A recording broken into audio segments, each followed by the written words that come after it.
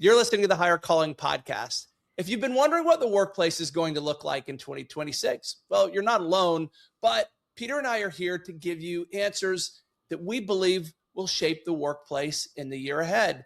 So if you spend the next few minutes with us, we're going to share 10 trends we think are really going to define what will impact all of us. So Peter, you ready to get into this?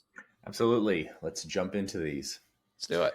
So number one trend is going to be the rise of agentic AI.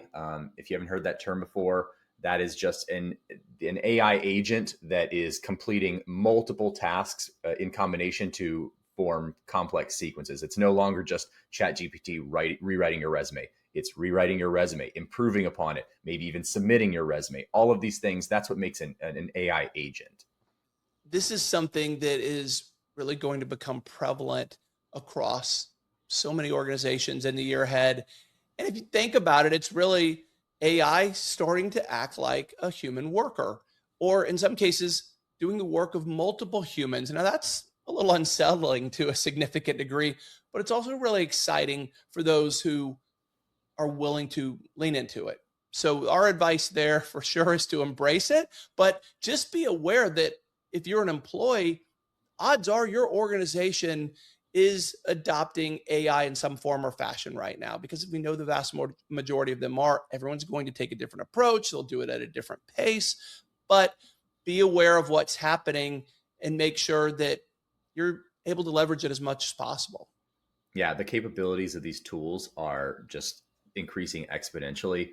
So whereas in the past, people might have thought of, oh yeah, we use automation or we use AI, the things that it's being able to do are spanning now multiple scopes, multiple, they might work across multiple project disciplines, what have you. It's just going to become more and more of a thing in the workplace in the coming year. Yeah, and as a natural result, we're going to see that start to influence staffing decisions. So that is a big part of this too. It's the part we don't necessarily like, that there's potential job displacement, but again, it's going to create significant opportunities as well. So be aware, follow the trends, see what's going on with it, and make sure you're in the loop, and then take advantage of it, using AI wherever you can. Peter, the next trend is one that I have been thinking of as a blue collar renaissance and white collar recession. Yeah, it's the widening gap between skilled trades and the shrinking number of early career entry level corporate roles, the entry level white collar roles. And we don't know for sure, but it seems logical that AI is impacting those early level roles, right? These are often repetitive tasks that are most easily replaceable by AI. So you combine that with a job market that hasn't exactly been hot, and it's tough for entry level people right now. And we are seeing more opportunities in skilled trades. The supply and demand is certainly favoring employees in that space, favoring the workers. And that's not really what's going on with white collar positions right now, certainly not at the entry level. Yeah, this is it's a tough spot to be in if you're maybe mid career. So if you are somebody who is thinking about restarting your career, making a pivot, this is something to be aware of. It's just that like Pete said, AI is taking away some of the simpler tasks, and as it learns more and more complex, that's going to only increase. And who does the simpler tasks in a job? It's the entry level people. Those are the people that are generally getting the easier quote unquote jobs. So that's going to be something that's going to continue to grow and affect the workforce in 2026. And recent studies have shown that parents and students, those who would traditionally go to college by default, are now reconsidering their options there. So big shifts happening in the workplace right now and in the workforce as a whole. So we see that not only continue being a very big trend in 2026, but for many years to come beyond that. So the third trend that we are anticipating in the coming year is that workforce adjustments are going to become more ongoing rather than dramatic. And what that means is that there's not going to be as many large scale layoffs by companies. It's going to be more constant, smaller recalibrations of workforce. Yeah, because those small scale reductions not only help companies manage headcount, but they're able to do so without triggering legal requirements or negative headlines. So in some cases, in many cases, if companies lay off a certain number of people, they're legally required to publicize it. Well, companies don't want to do that. They want to operate under the radar because those negative headlines will certainly follow. Nobody likes bad press. And so these rolling layoffs are a way that companies can avoid that, and they're doing it consciously. Yeah, we just recently did a survey, and over a half of employees expressed anxiety about the long term future of their role, and that just seems to be kind of the norm in the workplace. Unfortunately, right now, companies don't want to be in the news for 5,000 people losing their jobs, but 50 here, 100 here, that's doable, and that's what we're going to see more of. A lot more of those small scale. Um, I won't even call them we'll call them recalibrations, I guess. Yeah, and what we hope is that we see employers be as open as they can about communicating what's happening, because an anxious workforce is not a productive workforce. We know that. And so if your employees are wondering what's going to happen next because they feel like there's always something bad happening around the corner, that's going to not going to make for a great situation internally. So hopefully companies will start to communicate that as best they can to their team, and not make them keep them looking over their shoulders all the time. So trend four is a little bit of a positive one. We are seeing a leveling of compensation and rapid pay expansion of pay transparency. With everything being available online, it's a lot easier to see what you should be making and what your coworkers are making at a company and what the benefits are. So all of that is going to continue into the next year.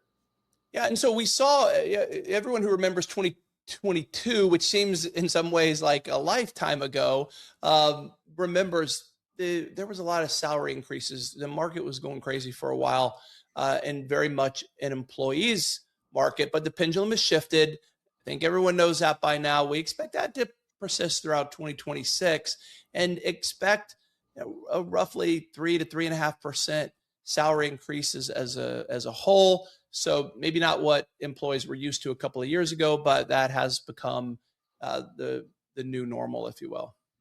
Yeah, the good news, if you want to look at it that way, that I've been talking to candidates, is that you should be able to express your expectations for a new job up front. Negotiations are going to be a lot more transparent. It takes a lot of the anxiety out of understanding, like, am I asking too much? Am I asking too little? Like, you should know generally the range of a lot of these roles that you're going into, and you should know what the clear expectations are for you to get a raise, to move to that next role, what your coworkers are making. All of that is a lot easier to find with the advent of online reviews and websites like Glassdoor. Yeah, and what we also see is a lot of states putting forth new laws, new rules that are forcing, for lack of a better way to put it, employers to be more transparent. And so that's going to cause some bumps and bruises along the way, a little disruption once companies have to communicate things that they may have kept somewhat private, discreet in the past, because employees are going to be bothered if they find out that there's big compensation imbalances. But the long term benefit, I think, will be there, where that's something that companies have always dealt with. Employees are going to talk anyway. So you may as well be transparent, communicate openly, and you don't have to worry about, well, as an employer, you don't have to worry about what's going to come next and looking over your shoulder to wonder which issue you're going to have to deal with at any minute with an upset employee. So communicate openly. Don't operate in the dark. Everyone will ultimately be better off.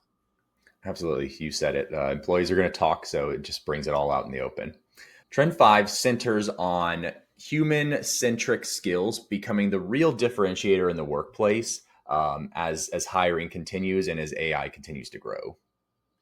Yeah, I mean, we're seeing AI start to commoditize technical execution in many respects. So the value of those human skills is definitely starting to peak. And we're talking about things like empathy, complex negotiation, ethical judgment, the things that you can't rely on, at least not yet, hopefully not anytime soon. You can't rely on AI to replicate.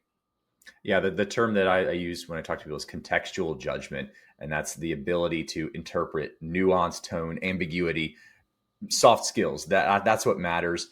AI right now, that's the area that it falls short in, is when you give it a feeling, or you give it, understand why these are different, but I can't, completely articulate it. And that's where humans are going to shine, is being able to bridge that gap between you use an AI for an automated technical tool, and then you are the person who interprets it and relates it to another tool. Yeah, and you said it, the phrase soft skills, and those are now almost power skills in the workplace, because the people who are best at the things AI can't do are going to rise to the top and really differentiate themselves. So interesting shift we're seeing there for sure. Absolutely. This is a little bit off topic of this up here, but I've always told candidates that any hiring manager I've talked to has always said, I can teach people technical skills. I can't teach people to be easy to get along with, or to have good critical thinking or good judgment skills. So those are the things that really are going to, especially when it's really easy to get technical things done with the rise of AI, those are going to be the things that set you apart. I don't think that's off topic at all. I think that is a great thing to point out, because to your point, what was always important now may be the only thing that if you strip away all the things AI can do, it's really all we have left are those soft skills. So that's a great point. So trend 6 is the stabilization of hybrid work. There's an undeniable connection between your in-person presence and your career progression. That is established by many studies. Hybrid is now going to be the company operating standard. It's not going to be treated as a temporary solution. So proximity does still matter. It's not going to be all the way return to office, and it's not going to be all the way remote either. There's going to be, I feel like, a happy medium, and that's what we're seeing in 2026. Yeah, it's an interesting dilemma, because employers have conceded, even the ones that want people to go back to the office on an extreme basis. Some still do that, but the hybrid wars, for all intents and purposes, are over, right? Hybrid's here to stay. But just because you have the option to work remotely as an employee doesn't mean you should. And as you said, all the data that's coming out makes it very clear that out of sight, out of mind is something that is going to impact your ability to be promoted at work. And it just makes sense when you think about it, right? We gravitate towards those we see, who we interact with, we get to know on a regular or on a personal basis. And when you remove that away and you're only getting to see someone over Zoom, when you compare that to the person who's in the office, well, it just makes sense that they're going to naturally have better opportunities. It's probably not intentional, not conscious, but it is a real thing, and the data absolutely backs that up. Yeah.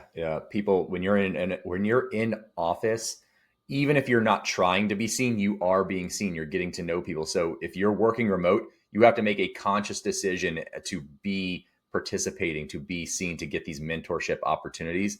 So it's particularly important for people newer in their career, who are trying to get to know their coworkers, or to get a mentor. So those things are really important, and I tell that to anybody I meet. Yeah, and there's a phrase that's come out over the past, I don't know, 3, 4, 6 months about this. I should have said 6, 7. That's called slow mo RTO, where it's happening gradually, almost naturally in a way, because we're starting to see the downsides of working remotely. And also, I think that even younger workers, without the limitations of maybe being passed over for things at work, are just feeling isolated. And it's not in realizing, it's, even though on paper it sounds great to work remotely, and in many ways it is, don't get me wrong, but is also downside. It is lonely. You don't have the ability to build relationships. So we're seeing an interesting change. And I expect throughout the year, we're going to see more employees choosing to go back in the office, even if they're not forced to. Yeah, you said it. It's funny. I mean, I'm working remote right now, so I'm not knocking remote work, but there are definite downsides, and you have to make conscious choices to kind of mitigate them. So if you're not used to having that level of control, it's probably just easier or better for your career to choose a role where you're at least part time, getting face to face meetings with people. Absolutely. So trend 7 is the ongoing decline of degree requirements. And this is something we've seen in the past. So this is just going to continue into the future. More employers are prioritizing skills and your demonstrated capability over a formal academic path. Historically, certainly in your career, mine, we have seen a certain value placed on a bachelor's degree, what I often refer to as a generic bachelor's degree, one that doesn't necessarily qualify you to do anything specifically in the professional space. So, humanities, liberal arts, I had a degree in political science. I was not qualified to be a political scientist when I graduated from college. That's not a path I took anyway, but it was a certain line that was drawn where you would hit that ceiling, the paper ceiling, if you did not have a degree. Well, now companies are rethinking that entirely, and we're seeing a huge reset going on, which I am personally a fan of, because if we know education is expensive, we know college isn't for everyone, and so this shift is one that I know is going to upset a lot of people, and many people are struggling with it because they put so much value on that diploma. But Peter, it's just not what it used to be. There's no better way to phrase it. Yeah, it's to quote the Incredibles syndrome: when everyone's special, no one will be. So if everybody has Exactly. a bachelor's degree, it doesn't really mean the same thing that it used to, where only a percentage of the population and it meant a certain thing. And this is not to say, obviously, there are technical degrees that if you go to nursing school, you're going to be a nurse. I'm talking about more general business or general, liberal arts. A lot of jobs will say, they used to say, needs a degree in X field. And now it's become kind of needs a degree in X field or related experience. And now it's going even beyond that to just having a degree. And we're going to see it continue on to like having a degree or equivalent knowledge and experience. Yeah, we are not suggesting that someone is qualified to perform surgery because they want to or stayed at a Holiday Inn the night before, right? We're talking about jobs that really have no logical reason to have a hard and fast requirement to have a degree. It's really been a comfort thing as much as anything else. And what we're seeing instead is, like you said, hiring for skills. Can you do the job? Also hiring for experience, right? Have you done it in the past? Even if you don't have that degree, we're seeing a big shift to employers saying we value that experience more than anything else. And also, there's boot camps, there's certificate programs that are really becoming popular and meaningful, where the data that we've seen shows that companies value certificates almost to the same degree that they value, well, a college degree. Yep. Yeah. It's all about getting your foot in the door at the end of the day. And those boot camps, those certificates, in a lot of cases, that's what they help you do. And once you've got that first job where you can showcase what skills you've worked, on your resume, that matters more than education anyway. So that's only going to continue in the next year. So the 8th trend is going to be the heavy automation of the early stage recruiting. So with application volume, it's at record highs right now. Automation now handles resume parsing, screening candidates, scheduling, status updates. All of that is going to become hugely ingrained in the recruiting process. And this is such a great area for us to talk about because, of course, it's our business, staffing and recruiting. And the impact of AI is not only going to be profound, but it's going to be so beneficial for everyone involved in the process. So, candidates on the surface may hear an AI recruiter, that sounds very impersonal, but not when you compare it to how the market is operating today. The one click apply process has allowed candidates to, with no thought, no effort, apply to hundreds of jobs in a very short time frame. Well, that means recruiters are getting hundreds of jobs, in some cases, or applications, in some cases, thousands for a single job opening. And just as a matter of practicality, they can't get to all those resumes. They can't give personal responses. They can't give personal attention. They can't review them thoroughly. And it's just creates a very inefficient recruiting process. So, with that being the case, apply AI. They can immediately screen resumes, respond to candidates that don't appear qualified, letting them know that and letting them know why and giving them an opportunity to respond. I mean, just that alone is worth its weight in gold in the staffing or in the recruiting process. But it goes well beyond that. It allows the AI to do a live interview where the candidate can ask questions. Again, not waiting for a human recruiter to be available, but to have that happen right now.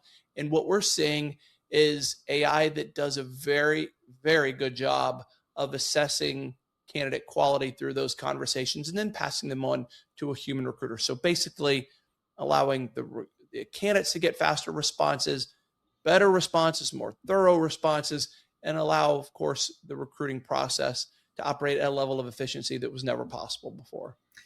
Yeah, I think in the past, maybe people thought of, oh, well, the AI is, or the automation is just screening my resume. Here's the way I tell everyone to look at it.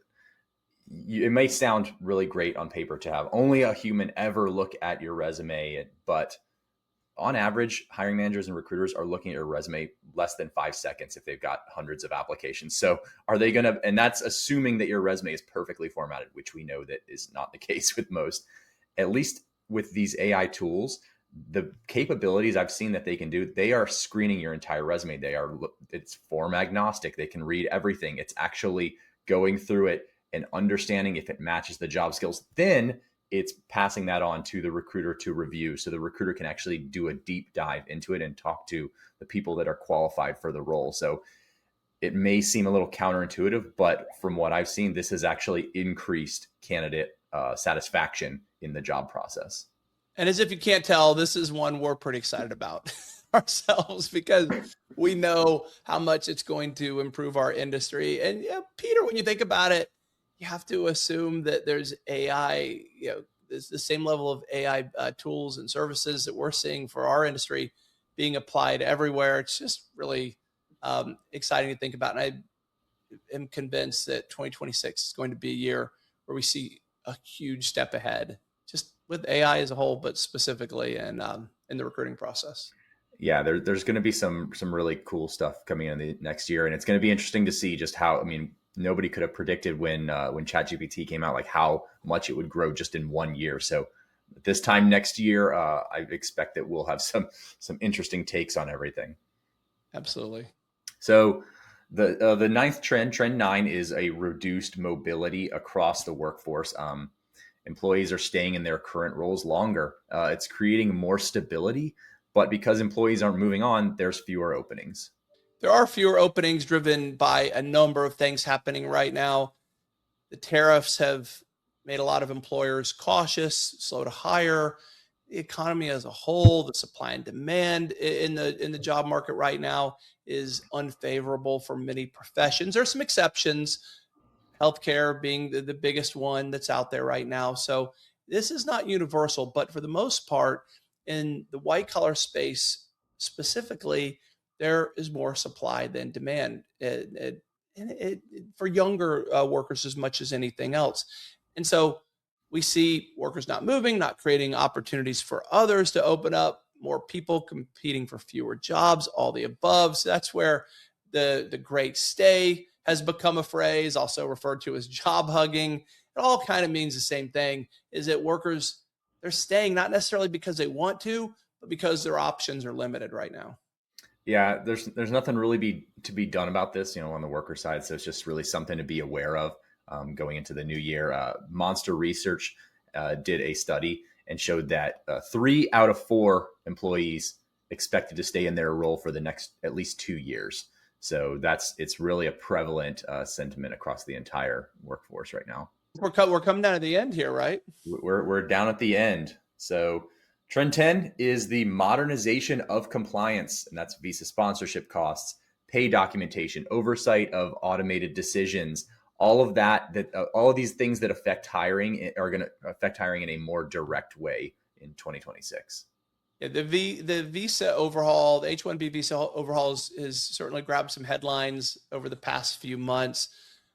Hey, there's a lot of people really happy about that. There's a lot of companies that are frustrated by what's happening, but it's here to stay, and it's something that that everyone's going to deal with. And listen, if I'm There's been a lot of abuse to the H-1B system. We know that, but it has a lot of merit. There's a great reason it exists. That the U.S. should have a path to bring in the most talented workers that are available. And so I see this shift is really helping the H-1B visa program get back to what it was intended to be in the first place, and that will benefit Americans as a whole, no doubt about it.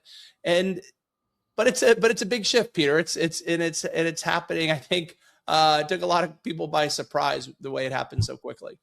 Yeah, there's going to be a lot of changes. Just obviously you mentioned visa, but there's laws and regulations that are coming down that are going to affect how AI is used in the decision making process. All of these things are going to be they're going to be changing a lot over the next year, we'll say. So that's going to be something to really pay attention to, particularly for hiring managers that are using these tools.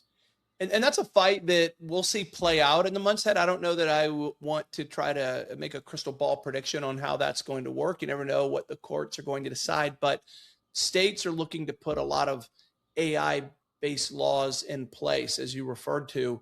Uh, I personally think they're going to have a nearly impossible time tracking that, keeping up. AI is evolving much faster than I think any state government can track.